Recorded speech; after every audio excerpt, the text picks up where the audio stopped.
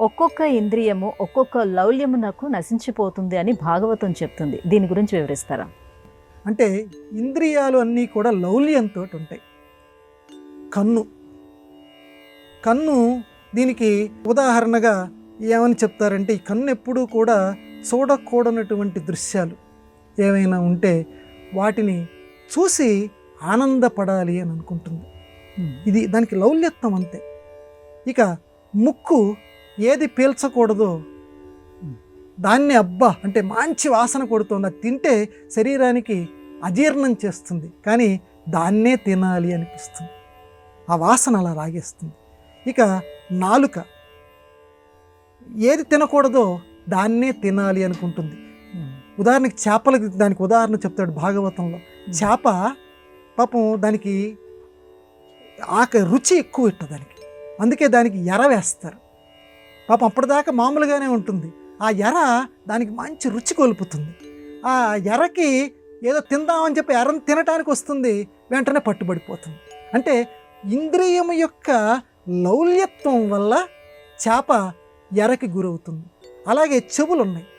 చెవులు కూడా ఏది వినాలో అది వినకుండా ఒక వేదమంత్రం, సనాతన ధర్మంలో చెప్పినటువంటి వేదమంత్రం అది వినాలని అనుకోదు.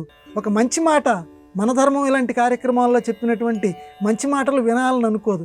ఇంకా ఏవేవో పిచ్చి పిచ్చి మాటలు, పిచ్చి పిచ్చి పాటలు అవన్నీ వినాలనిపిస్తుంటుంది. దానికి ఉదాహరణ భాగవతం చెప్పింది లేడి.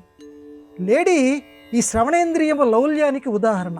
ఎందుకనంటే అప్పటిదాకా బాగానే ఉంటుంది. వేటగాడు, సరైనటువంటి వేటగాడు ఏం చేస్తాడట అంటే, పూర్వకాలంలో, ఇప్పుడు లేడీని చంపడం నిషేధం, పూర్వకాలంలో ఏం చేసేవాడంటే మంచిగా లేడిని ఆకర్షించేటువంటి పాట పాడేవాడు. సుదూర తీరాల నుంచి అంత కమ్మగా పాట, ఆ పాటకి ఎక్కడ ఉన్నటువంటి ఆ జింక లేడి పరిగెత్తుకుంటూ వచ్చేదట. పరిగెత్తుకుంటూ వస్తే దగ్గర అంటే ఆ పాట పాడుతూనే ఉండేవాట వేటగాడు. ఆ పాట తాదాత్మ్యంలో అది ఉండగా దాన్ని బంధించేసి తనకు కావాల్సిన పని చేసుకునేవాడు.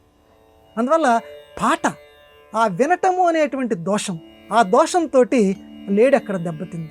ఇక అంటే దాని ఉద్దేశం ఏంటంటే, మనకు భాగవతం ఏమని ప్రబోధం చేస్తుందంటే, శ్రవణ లౌల్యం, ఏది వినాలో అదే విని, కానీ లౌల్యానికి గనక గురైతే మాత్రం ఆ విధంగా ఇంద్రియ లౌల్యంతో నశించిపోతారు. ఇక వాసన, ఈ వాసనకు వచ్చేసరికి ఏంటంటే, ఈ పువ్వు, సీతాకోక చిలక ఉన్నది చూడండి, ఇది ఆ పువ్వులో ఉన్నటువంటి మకరందం, దాన్ని ఆస్వాదించాలని చెప్పి దాంట్ లోపలికి వెళ్తుంది. వెళ్ళిన తర్వాత ఎంతసేపటికి దాన్ని వదిలిపెట్ట బుద్ధి ఇది అందులోనే ఉంటుంది. సాయంకాలం అవుతుంది, అరే సాయంకాలం అవుతుంది ఇక చాలే అని వాసనలు అలాగా గుమాయిస్తూ ఉంటాయి కాబట్టి ఇక చాలే బయటికి వెళ్ళిపోదాము, అలాగే ఉండిపోతుంది. సూర్యాస్తమయం అవుతుంది, సూర్యాస్తమయానికి పద్మం ముడుచుకుపోతుంది. పద్మం ముడుచుకుపోయిన వెంటనే ఇది బయటకు వచ్చేటువంటి ప్రసక్తి లేదు, ఏ ఏనుగు లాంటిదో వచ్చేస్తుంది. ఒక్కసారి ఆ సరస్సులో ఉన్నటువంటి తొండాన్ని ఇలా తిప్పుతుంది, ఒక్కసారి ఇసిరి కొడుతుంది. దాంతోపాటు ఇది కూడా, దీని జీవితం కూడా సీతాకోక చిలుక వాడిపోతుంది. అది వాసన, ఘ్రాణేంద్రియం చెప్పేటువంటిది. ఇక చిట్ట చివరగా చర్మం కూడా ఒక ఇంద్రియం. అది ఎటువంటిదంటే, చర్మం అనేటువంటి ఇంద్రియం కూడా స్పర్శ సుఖాన్ని కోరుతూ ఉంటుంది. ఆ కోరుతూ మొత్తం దేహాన్నంతటినీ కూడా నాశనం చేస్తుంది. దీనికి ఉదాహరణ ఏం చెప్పిందంటే భాగవతం ఏనుగుని చెప్పింది. ఏనుగుకెప్పుడు కూడా దురద ఉంటుందట, అది ఎప్పుడూ కూడా ఎక్కడ పడితే అక్కడ గోక్కోవాలని దానికి అనిపిస్తుంటుందట. ఇది కనిపెడతారు. ఆ ఏనుగుని పట్టుకోవాలి అనుకునేటువంటి వాళ్ళు ఏం చేస్తారంటే, ఆ ఏనుగు తీట పోయేటట్లుగా, దురద పోయేటటువంటి సాధనాన్ని పెట్టి దాని కింద పెద్ద గొయ్యి తీస్తారు, అది కనపడకుండా పైన గడ్డి పరుస్తారు. ఇది నాకు ఇక్కడ గోక్కోవటానికి బాగుంది, చర్మానికి చాలా ఆనందం కొలుపుతోంది, ఇది స్పర్శేంద్రియానికి అని చెప్పి ఆ ఏనుగు అక్కడ గోక్కోవటానికి వస్తుంది, దాన్ని దొరదపోవటానికి వచ్చి ఇలా గోక్కోబోయేటంతలో కాలు జారుతుంది, గొయ్యిలో పడుతుంది. దానికి తిండి పెట్టకుండా దాన్ని మార్చి దాన్ని నెమ్మదిగా తమ వశం చేసుకుంటారు ఆ గజాలని పట్టుకునేటువంటి వాళ్ళు.